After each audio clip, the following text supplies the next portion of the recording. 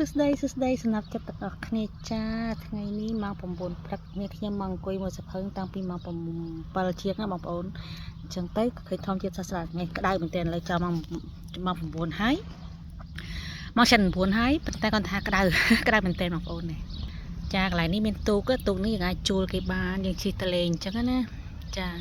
ស្ងាត់តែឈៀបពេលព្រឹកអញ្ចឹងបងប្អូនអើយស្ងាត់តែឈៀប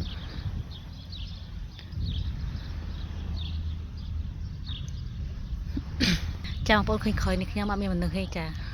មានម្នាក់ដែរចាមានម្នាក់ដែរអញ្ចឹងណាទៅមើលនេះខ្ញុំមកនេះមិនមកអីទេមកមើលសភៅទេបងប្អូនយកសភៅមកក្បាលទេមកសភៅនេះសភៅរឿងចាសភៅហ្នឹងសភៅរឿងហ្នឹងរឿងបែបនេះដែរចាបែបសាហាវដែរចាខ្ញុំមកឡាក៏ចង់បង្ហាញពីបងប្អូនធម្មជាតិពេលព្រឹកនៅខាងនេះខ្ញុំព្រឹកឡើងមកមាត់សមុទ្រត្រូវណាស់អត់សូវក្តៅទេហើយក៏អត់សូវមានមនុស្សដែរប៉ុន្តែថ្ងៃឡើងអូយឡើងញុកឡើងមែនទែនអានេះយើងអាចជិះទៅបានណាចាឈរនេះយើងជិះទៅខាងនោះទៅស្ងាត់ឈៀប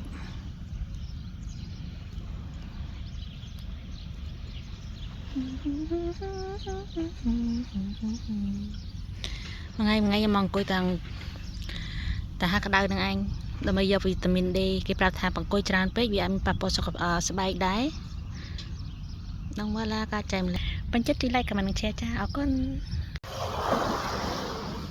ខ្ញុំបងប្អូននេះមកលេងមកសុខភាពហើយ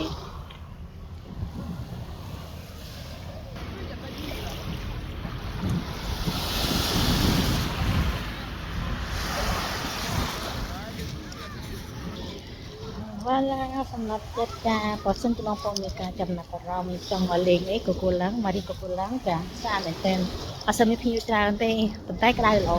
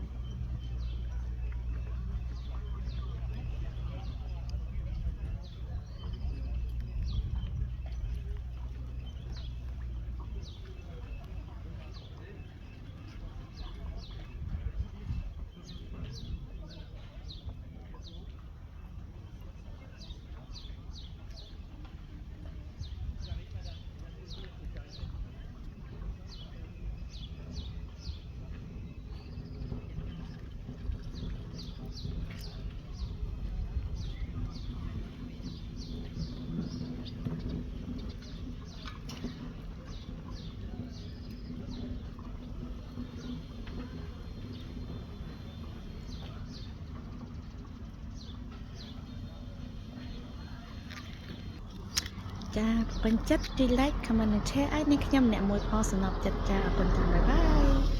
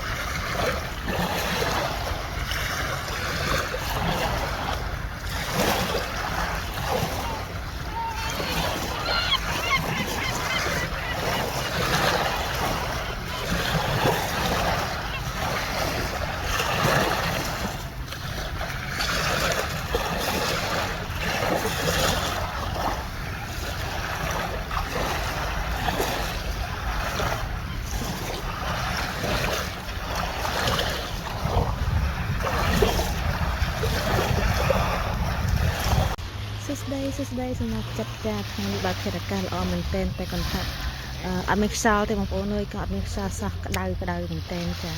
ខ្លួនខ្ញុំខ្វាយដូចខ្ជុងហើយចាមកនាងខ្ញុំក៏រៀងធូរដែរដោយសារត្រូវកម្ដៅថ្ងៃក៏ដឹងដែរណាចាដូចថាពេលយើងឡើងមុនតែយើងទៅ pharmacy គេច្រើនតែឲ្យក្រែមឬមួយឲ្យប្រដាប់លាងមុខហ្នឹងទៅគឺដើម្បីមានជាតិអំបិលមានអីចឹងប៉ុន្តែដោយឡែកអីនេះខ្ញុំទៅ pharmacy ខ្ញុំលាបថ្នាំអត់ត្រូវទេលាបក្រែមនេះក៏ត្រូវដែរអញ្ចឹងទៅនេះខ្ញុំមកទឹកសមុទ្រវិញចាមកទឹកសមុទ្រអញ្ចឹងទៅហើយអាមុនយើងដែលយើងឡើងមកច្រើនអញ្ចឹងវាស្ងួតទេបងប្អូនចាវាស្ងួតអញ្ចឹងទៅប៉ុន្តែវាខ្មៅមែនអត់ចាវាខ្មៅប៉ុន្តែខ្មៅអត់មានបញ្ហាសំខាន់គេធ្វើឲ្យអស់មុនណាបងប្អូនចាអញ្ចឹងទៅក៏នេះខ្ញុំមកហែកទឹករត់ព្រឹករយៈពេល1អាទិត្យហើយមុខខ្ញុំក៏រៀងស្រក់មុនដែរដូចថាមុនវាឡើងមកទៀតប៉ុន្តែនៅស្នាមច្រើនមែនទែនចាបើសិនបងប្អូនគាត់មានគេហៅថារូបមន្តដ៏ល្អមួយដោយមិនបាច់ប្រើរបបកាត់មុខចាជួយប្រាប់នឹងខ្ញុំនៅក្នុងខមមិនផងគឺដើម្បីនឹងខ្ញុំយកមកប្រើតាមចឹងទៅគឺលោកឲ្យមុខនេះខ្ញុំហ្នឹងនេះមកវិញចឹងបងប្អូនចាឡើងខ្មៅចឹងប៉ុន្តែនេះខ្ញុំអត់ចង់ប្រើរបបអីដែលគេថាកាត់មុខទេដូចថាបកមុខបីចឹងចារបស់ធម្មជាតិដូចជាបន្លែផ្លែឈើអីចឹងទៅចា